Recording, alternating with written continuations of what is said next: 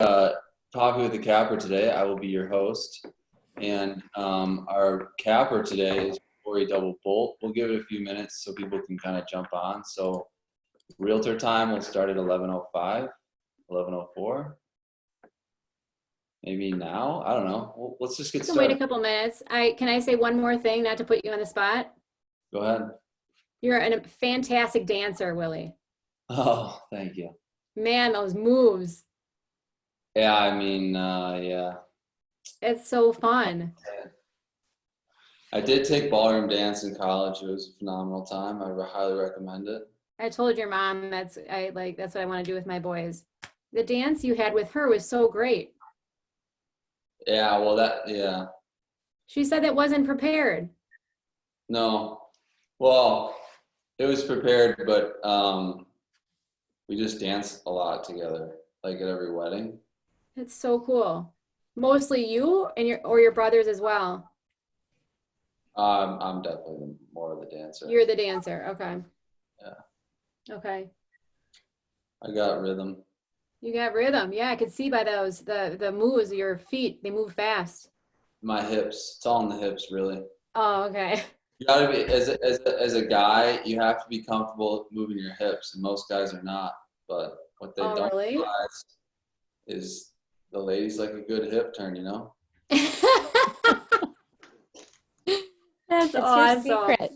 The word for the day. So let's get started. Let's get moving. Yeah, should we get moving? It might be kind of a quiet day. I can just get started. I know the questions that he was going to ask. Well, let me ask them. All right. Today is Coffee with the Capper, Corey Boldt. First off, tell us who you are. Give us the Cliff Notes version of who you are. I mean, I'm sure you have some stuff prepared, so I'll let you kind of take the floor. And then as we go throughout this session, I'll probably ask you different questions that kind of play off of each other. But, we'll stick to the script and get the basics down first, and then we can kind of evolve from there. And then if people have questions or want to jump in, please unmute yourself and do so. Corey, who are you? Okay, so I am Corey Boldt, obviously. It looks like, is it just my team and then Lisa on this call? So we all know who I am. Maybe there's a couple others. So hello, everybody. First of all, very basic stuff. I live in Wauwatosa. I was born and raised here. Now raising my own family here, married my high school sweetheart. We live 3 doors down from where he grew up. And when I was talking to Charlie a little bit about today, not knowing who was going to jump on, and we're all busy with our lives right now, he kind of asked, for me to share a little bit about my history, which ties into who I am. So I'll get into that now if you want me to, Willie.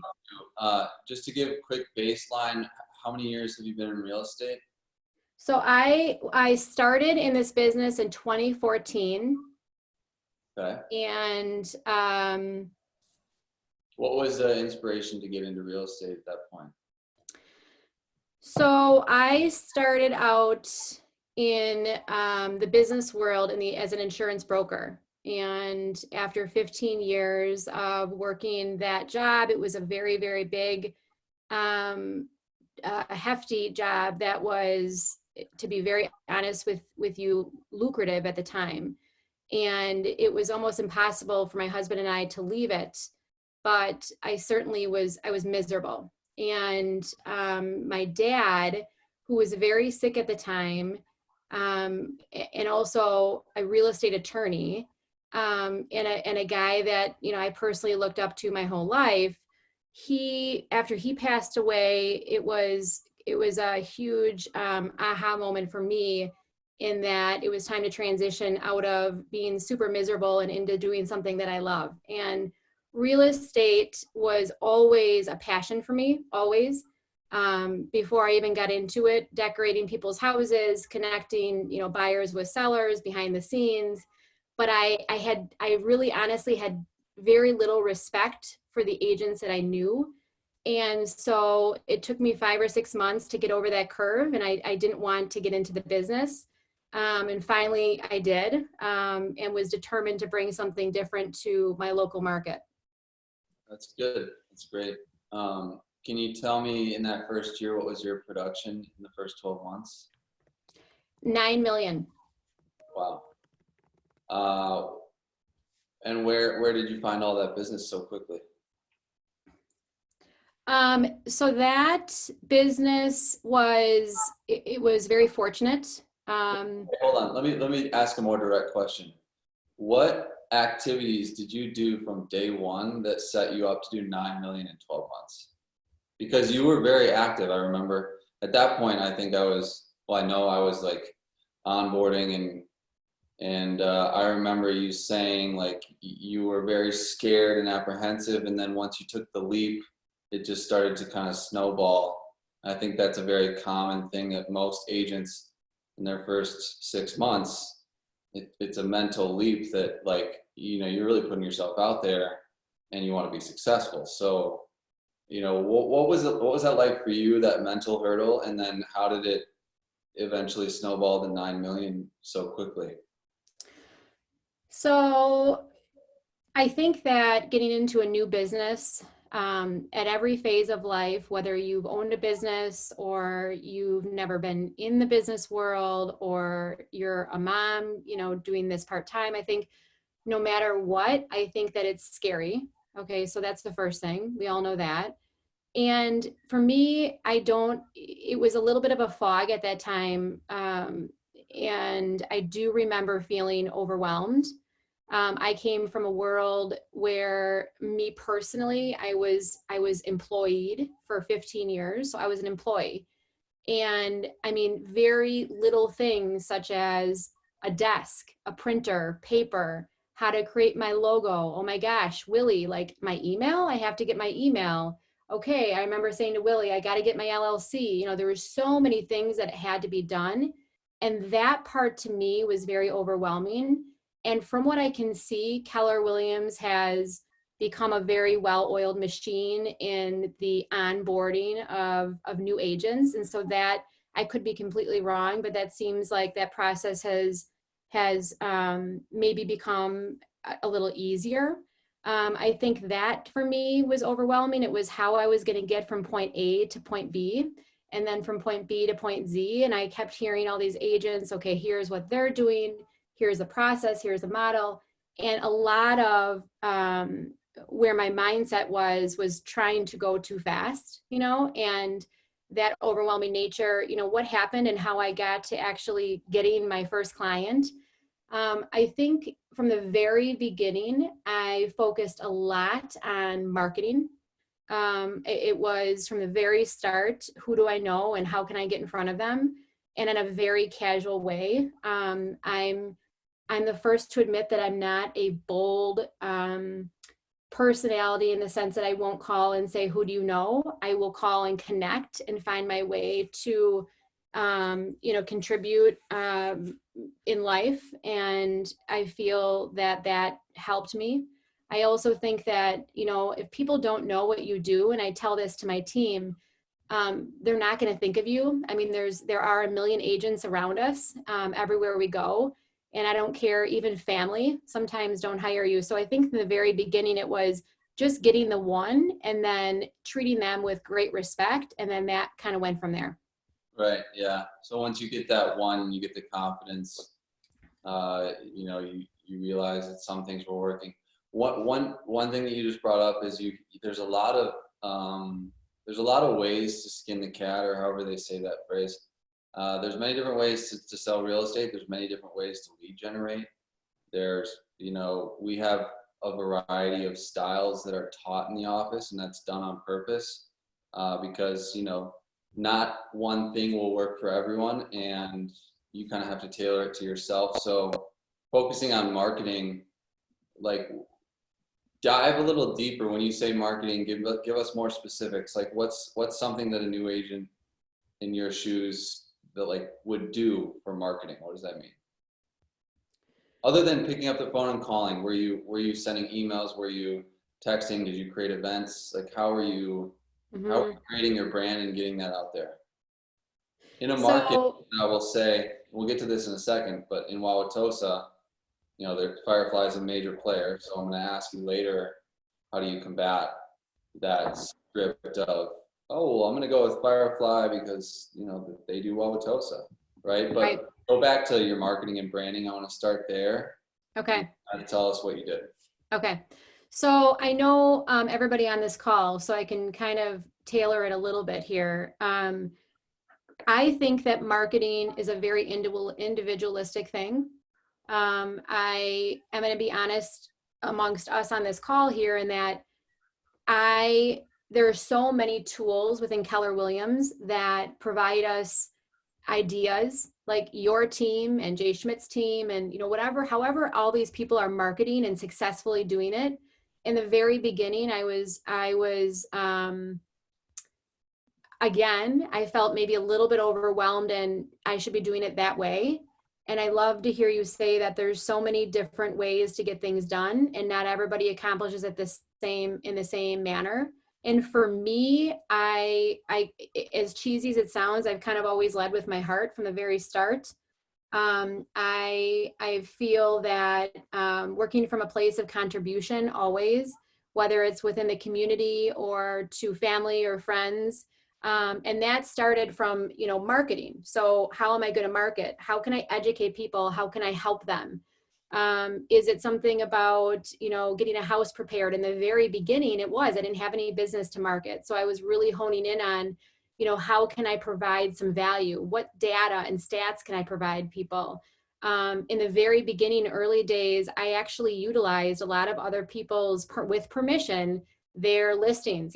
Check out this new listing that's coming soon. So it really did look like I was active, but I was constantly trying to find via mailers, Okay. email, and social media, inclusive of LinkedIn, ways to provide value to people. And it really has never stopped. To be honest, my whole world is constantly okay, whether it's dropping flowers off or a book or, helping somebody in need or giving some advice, contractors, all of us are asked a million times, who do you use for windows or roofs or whatever?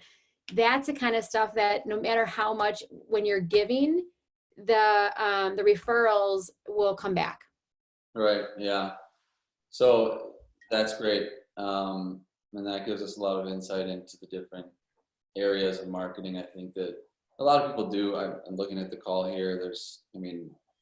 We have a pretty seasoned agent list, so we can kind of keep moving. Tell me about year two. So you went from 9 million, and then what was your year two to now? What was your trajectory? 15. 15 in year two, Mm-hmm. and then where are you at now? What is your last 12 months? So I think I'm at, are you there? I think I'm at 23 million. Okay. And how many people are on your team? There's 5 of us total. And describe the dynamics of your team. Well, we have a transaction coordinator, and Okay. then the rest are agents. Got So it. we And have one. go ahead. So we have one agent who just got into the business, who is going to be focusing primarily on investment properties as well as residential. But that's sort of her passion. And then one is going to be focusing on East Tosa. And then we have another one who's a little bit further west. And then we have myself and Kim, who's a transaction coordinator. Okay. And when you're looking for these people, it sounds like area of focus or sphere of influence is a high priority for when you're diversifying your team. What other factors are important for you in order to find the right person that's going to jive with your brand and that you trust? Like what's important to you other than where they live? So I think a lot of it too is just like interviewing for a job. You really don't know until you're working with them. Right. A lot of it sometimes is trial and error, but initially it's gut. And when you meet somebody that has similar like values in life and or similar drive, you can like appreciate that and think, gosh, this could be a good fit.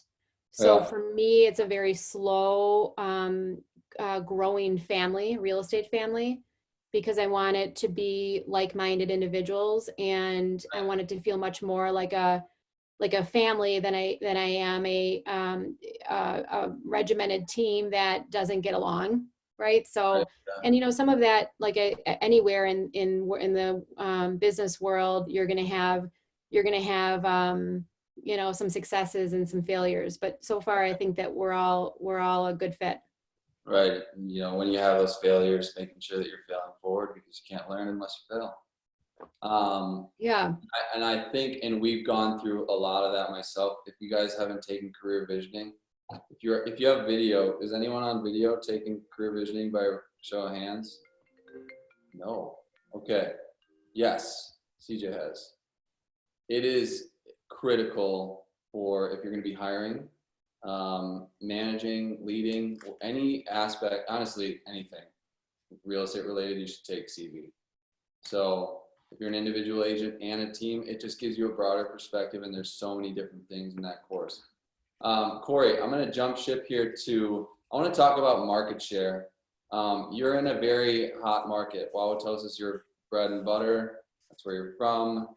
There are a lot of key players that focus on Wauwatosa. How did you get into that market?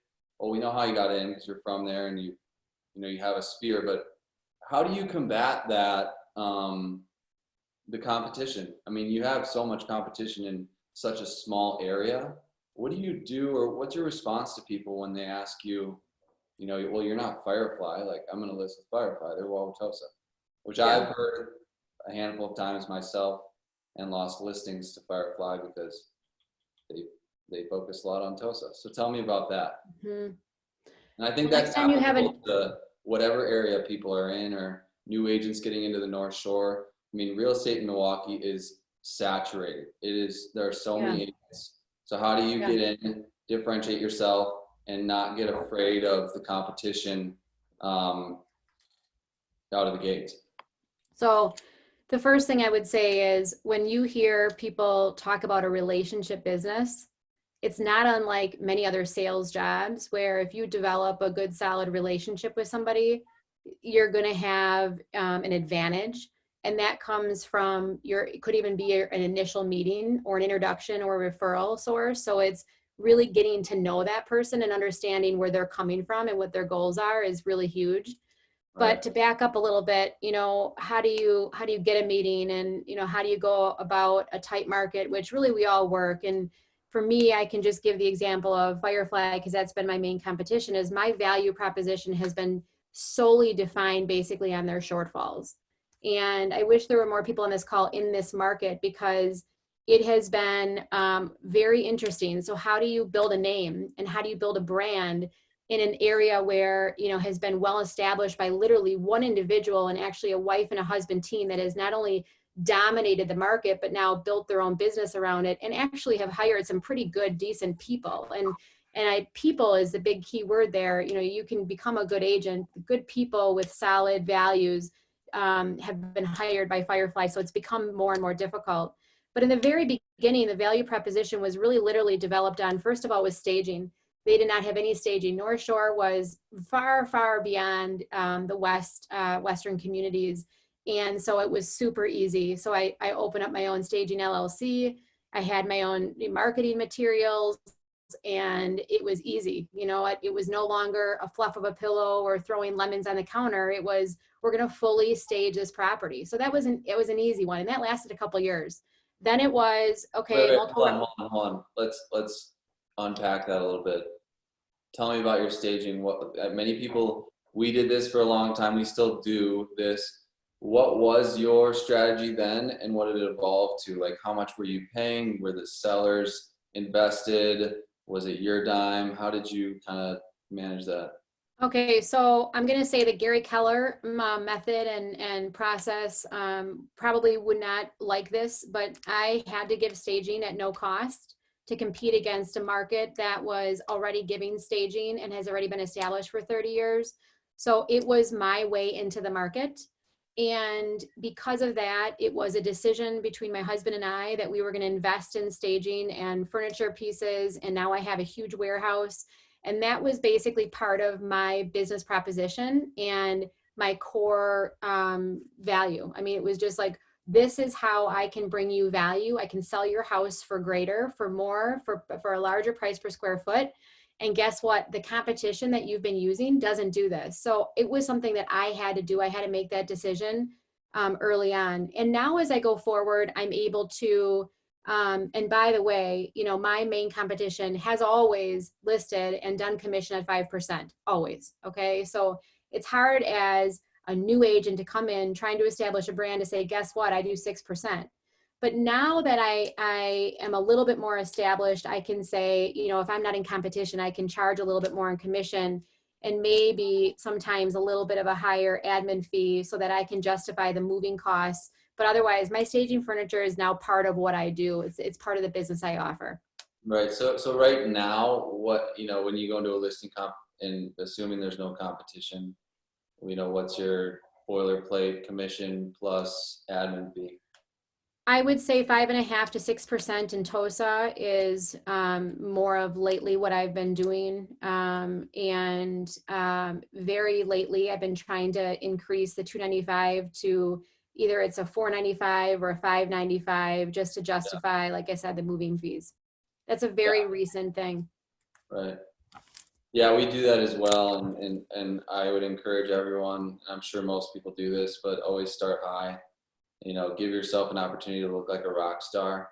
The first thing that I'll cut is the 595 down to 295 because that's, you know, that's an easy win. And if they're, you know, I say, basically, hey, will you cut your commission? Oh, you know what? Actually, I can take this down to 295. That's the lowest I can go there, and then go silent. And then if they go after the percentage, the more awkward you make it, no one likes to be in an uncomfortable, you know, conversation like that. So if you're firm on what you say, and then you also provide the value that backs it up, people pay for service. People would like to pay more money for higher service, especially, it depends on the price point, of course, but I found higher price points, it's easier to get 6% because they expect to pay more for higher service. So that's one thing that in the luxury market, I get 6% 7 out of 10 times because they don't even fight it. They know they're working with the best, and you have to, not to sound cocky, but you have to present yourself as the clear best choice because you offer more than the rest of them. It's very, so I just had 2 listings. I have one listing that's new as of this week, and there was a very, very large pause. It's out in Milwaukee, and I did 6% right away. And there was a lot of hemming and hawing and discussion that they were going to be talking to another agent. And so they challenged me quite a bit. And I, you know, of course I was able to say, well, let me talk to Keller Williams. I always say that. Let me see if I can work something out. Let me think about this a little bit, but you do pay for what you get. You know, you can hire anybody to put a sign in your front yard. You can hire anybody to put your house in MLS, but the negotiating, the appraisal negotiations, the inspection negotiations, and the marketing. And actually the bigger thing is putting a name on a house that, you know, has a good reputation, and the brand also brings a lot of value to a home. So if I see a house in Wauwatosa and it's listed by a no-namer, I'm like, wait a minute, that price seems completely off. What's going on? That says something. So, you know, there's a lot of that. There are ways to explain your value at the same time. You're right. Start high and maybe come down a little bit. Perfect. We actually have a smaller call, not smaller call, it's coffee with the capper. So Corey, any other direction you want to go? I don't have the list that Charlie wrote out, but any other talking points that you wanted to discuss? Otherwise, I think it would be helpful to get some dialogue between the agents that are on the call. If you want to unmute yourself, you know, we have a pretty diverse and very, you know, a lot of agents that have been around for a while. So we'd love to hear from the group. But Corey, is there anything that you wanted to touch on first that we haven't talked about that's important to your business? No, I think because the call is so small, I think that that's a good way to go. I have some things that I can toss in if I feel they'd be helpful. Well, tell me this first. What's 2020 looking like for you as you tackle this interesting dynamic that we are seeing in COVID? And what does your current business look like, and what do you feel like the market is telling you at the moment? So I think that for me, before COVID, it was a slow start. Part of what, and assuming that this call was going to be a little bit bigger, was, this world that we work in real estate, to me, Willie, this too, like, it is such a big book. It's not just a short little chapter. And sometimes I get so focused on, and I think I was telling Peter this a few weeks ago, that it was a very slow start for me. Well, you know what? It ebbs and flows. That's how life is. I mean, for every single person in the business world, especially in the sales industry, I mean, that is the way it is. And unfortunately, my numbers were low, and then we hit COVID, and now they're lower, and that's all right. But I think that part of the reminder I have for a lot of people is that, this is a really big endurance run that we're on. It's a long-term plan, hopefully, versus short-term, and that, we have a couple bad quarters here and there, and that's going to be part of life. Do I think that COVID has affected things? Yeah, of course. I mean, look at the graphs that Charlie put out. We're down 42% or so, or 43% on showing activity, and we're at, nearly 2 houses for, each buyer to look at right now, or 1.8 or 1.9. I mean, that's crazy, supply and demand, right? But the thing of it is in the right now in Tosa, I have 5 offers to present on a house I just went live with yesterday. Yeah. And that's in that price point from about 2 to 350 is just rocking it. And then, anything above that seems to be a lot more thought provoked. We just took 2 houses off the market. We're going to bring them back on in May. Hopefully things will, lift a little bit, and buyers will become a little bit more comfortable. But I think this is, like, I think about this recession in the shape of a V, so that we're dipping down, and I think we're going to go right back up. And I think that we are already headed for a price correction from the beginning. So that's going to continue to move forward. But I just don't think that this COVID is going to completely stop. I think we're going to have a busy summer and a very busy fall. Yeah, I would agree. That's good perspective for sure. We had our ALC meeting this morning via Zoom. We talked a lot about the different dynamics and a few different, like, I like to focus on the positives, because there's so much noise out there that why focus on anything but the positive, and how, when change comes, you can either sit back and let it affect you, or you can control what you can control, right? So like Robert Camacho was saying yesterday, like, the things that you can't control, most people can't control a lot right now. There's a lot of things that are out of our control. So what you can control is your mindset, the effect that you have on people from a personal level. Like you were saying, like the long-term game, this is the time for long-term. We're allowed to sit back and kind of focus more on our relationships. And there's not a ton of business happening, but like you said, houses are selling quickly. So there are definitely niches. I think there are price points, the entry level, leases are up in April, May. All those first-time home buyers, April, May, June, they're looking for homes, and they're pre-approved and they're ready to go. So I find it to be a very interesting market. One savvy thing that I've recently come across was actually putting a listing live, regardless of whether or not they're ready, and put that there's no showings due to COVID, because it's like dangling a carrot in front of people, and you can gauge the number of people that want to see it. And then you can choose to say, okay, we're going to do the whole COVID thing with masks, booties, and everything on this date. But right now, with the current MLS rules, you can put something live and not show it. So it's like a weird, they let us do, it's like having delayed again, like legally not allowing showings. Yeah. So there's different gray areas in that I think are strong for listings right now, if you have people that are looking to list. Yeah. Let's open it up to the group, though. I want to hear from other people. What kind of questions do you guys have for Corey? Can I ask a question? Please do. Hi, Corey. It's Kirsten. How are you? Oh, I didn't see you on the call. Good. How are you? Yeah, I'm in my PJs still. So, I have a question for somebody like myself that's only been in the business about 2 years. How would you suggest starting to get listings? You mean you want to go from you want to really focus on more on the listing side versus buyer side? Yes. Yeah. So if I were you, you are fortunate in that you have, and this is just my opinion, you come from a team that lists a lot of homes. Mhm. And I would structure around and work with your team and calculate your, you know, your data points and how many properties you guys are listing, right?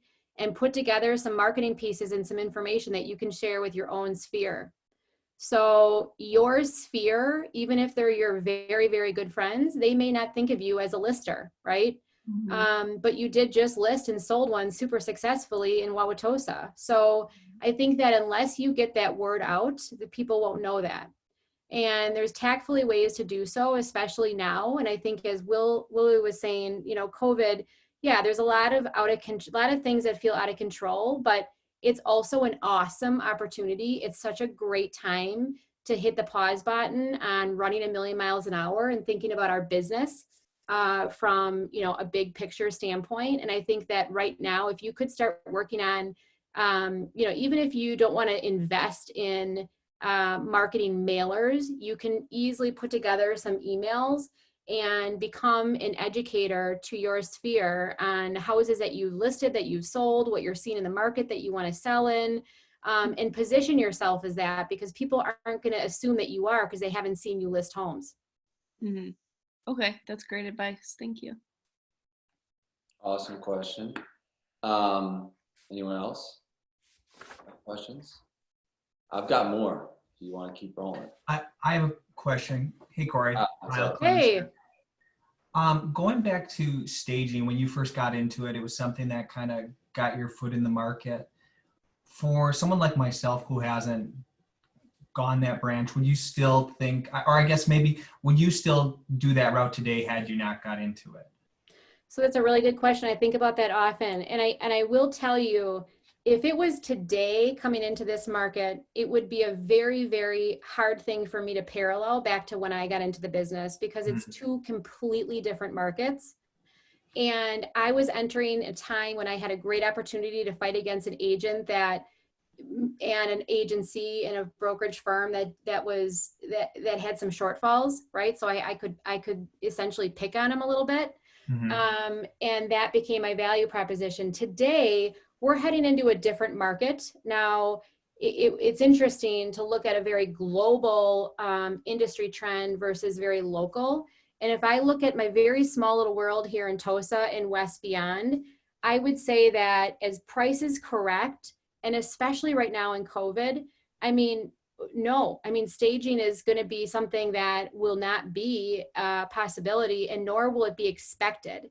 So what has happened is, as you've heard probably many times, we've given this expectation to buyers that houses are going to be perfect, right? Floors are going to be done, walls are going to be painted, and guess what? It's going to look super cute because of HGTV. But I think going forward, you know, it's interesting as we shift a little bit through COVID, and it'll be fun to watch as we go beyond that, you know what, sometimes we can't stage. And, you know, sometimes buyers are going to have a little bit of vision. And I think that it'll be very, very interesting to see what happens after this, because I think COVID will teach buyers that they do have to have a little bit of vision, and they do have to see things a little bit through a more realistic lens. And will I stop staging? No, because that's been part of my business model from the beginning. But I think that, you know, depending upon the house that you're selling, I think it's case by case. But I think that now more than ever before, we'll be able to get away from, you know, the not staging to a full to the full expectation that we were before.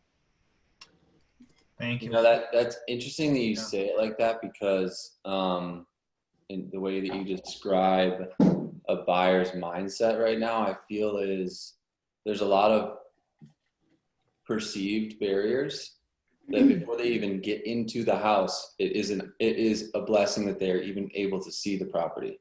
right? So if you are selling a house right now and you give people the opportunity to see that house, they appreciate just being able to get in the door. And there's less competition. So where they're probably competing with 7 offers previously on a crazy listing, they might be competing with 3, right? They're still in competition, but it's stifled it a little bit. I don't think prices are going to go down. I think prices are going to stay the same and continue to go back up because our inventory levels are not going up, right? They're low and they're going to continue to be low. And then the pressure on the other side is the buyers and the demand. You know, For there's staging, a couple. Yeah. Just one thing about staging is I've set a rule for myself. I used to do the same thing in the business to get listings. I'll stage it for free. Well, I'll pay for the staging. I now only stage properties that are over 500,000 because it's not worth the time or money to, for me, you know, spending a couple $1,000s on a $300,000 house and that's a third of your commission or half of your commission. So depending on the level of staging, but I'm talking about a full stage here. So we kind of changed it. Sometimes we have the sellers have skin in the game. They pay half up front and then we reimburse them when it closes. Yeah. So, you know, they can't just decide to list and then pull their house on the market and we're on the hook for the staging. So you got to think about different creative ways to do it. And every listing is going to be a different, unique situation. If there aren't any other questions, there's just a couple things that I could start thinking about in my closure here, just because I know everybody's time is valuable. I think that in light of the staging question, you know, and also how do you build your business and how do you go from buyers to sellers? I think every single question that comes, or I would say the majority of questions that come in bold or, you know, from a newer agent to a more veteran agent or a single agent to a team, a lot of it is, okay, so how do we do this? And how can we succeed? And how do we grow? You know, that really essentially is it in the end. And when I sat back and thought about the fact that I was going to be on this call today, I was really thinking about, you know, there's so many resources that we have, not only podcasts and, you know, TED Talks, but we have Keller Williams resources and we have books and we have Gary Keller's guidance and values.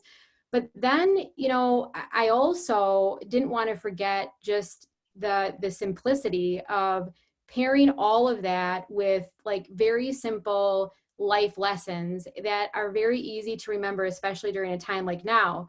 And one of them is authenticity. So, you know what, you talk about staging. Well, hang on 1 minute, because before we get down the path of worrying about staging and do we offer staging, if you're leading with authenticity and you're genuine with your interactions with your potential clients, with your potential buyers, with your community, I mean, putting yourself in the community as a vision leader, but also a contributor, I think that as long as you're authentic, nobody wants to be sold to, that they're willing to work with you. So then you can decide, okay, do we need to stage? You know, how do we need to market the house? Okay, well, let's partner together here. So I think that was a really big thing as I sat back and thought about this, because sometimes it's easy to get wrapped up in, okay, so staging. I mean, that's a perfect example. So should we do it? Should we not? But I think the biggest thing for me is if you're not selling somebody and you're leading with contribution and you're constantly trying to find a way to help, whether that's the community or an individual or a business leader or whatever it is, you're going to be remembered and they're going to want to work with you. So those were 2 things that I would say, you know, when I listen to business leaders and when I listen to team leaders, and, you know, I'm all in. I mean, I'm the first to pick up the phone and call a Rick Rubin or, you know, a Maureen Stelle to say, hey, like, you know, what am I doing wrong? Or what would you do in this position? How can I do this? Well, that's awesome. And then, you know, on top of that, at the same time, I remember in the very beginning and still sometimes feel a little overwhelmed with, am I doing this? I'm not doing enough. And I think that stepping back and really realizing the community that you're surrounding yourself with and the people you want to work with and the way that you're going to establish more and more partnerships and business relationships is just being authentic and genuine and contributory. And then the other thing I wanted to share was, and Willie, this is kind of funny, but I'm going to say it anyways, that nobody really talked to me about in the very beginning. And I kind of entered, as you knew, very firsthand that I entered, the real estate world with the tornado spinning around me. And it was really my personal world and also my business world that it felt very much like a tornado. I came from a very structured organization where I had my role, I had my team, I knew what I was doing. It was organized. And then I entered real estate and it felt like a tornado. And a lot of that issues came for me was with agents. And we're all in this together and we're all colleagues. And I hesitated sharing this, but I learned the hard way in that many agents, there are many, many, many of us. And some of us are trained more than others. And some of us don't have the graces in how to communicate effectively or efficiently.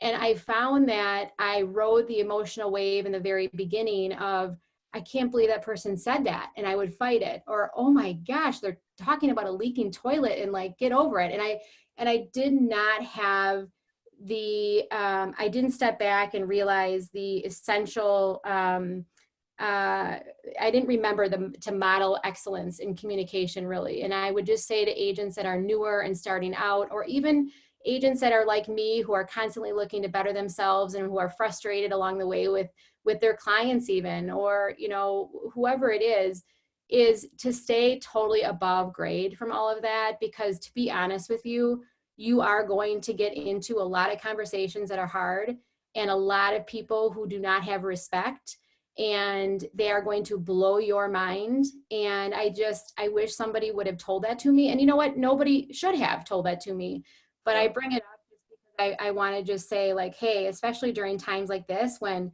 our clients are emotional, and then it seems like agents are too, just to kind of try to stay steady and above it all, because it totally too shall pass. Yeah, that reminds me of someone, I don't know who said this, but emotion is contagious, right? Mm-hmm. So you can decide to be a victim of that, or you can decide to control your emotions. Yeah. And I like to say, use emotion when necessary. We're salespeople. We gotta be emotional. We gotta speak to the emotions. Yeah. But when you're dealing with tough situations, and I think this is a business of tough situations and emotional situations, just speak the truth, spit the facts, and be authentic. There's truth out there. All you have to do is present it and give them their options. So I think that is a great, phenomenal piece of advice, and probably one of the best is keep your emotions in check, because there's a lot of people out there that don't, clients, agents, whatever it is. And we are blessed to be surrounded by some of the best in the business. So yeah, we'll learn to do it in phenomenal fashion. So, what else you got before we part? I'm ready to wrap up. Speak up, please. If anyone does. But Corey, I'll let you go. No. And just in closure, I would just say, especially in light of Kirsten's question, when you think about the value proposition and, how you can bring value and in your case, get a new listing, I would just say that, when you actually get to a meeting, and Kirsten, I'm happy to chat with you more, but when you actually get to a meeting, of course, be organized, be prepared, have your value proposition lined up. That may change over time.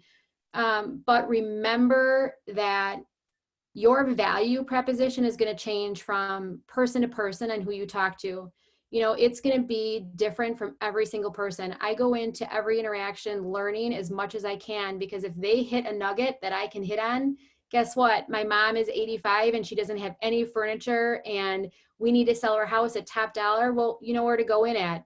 Or we need to be totally handhelded through the whole thing. Guess what? We have a team that can help you. So without, going into any further details, I would just say, remember really to put them first and learn as much as you possibly can, which goes back to this whole emotional intelligence, because that has really that's everything. Great.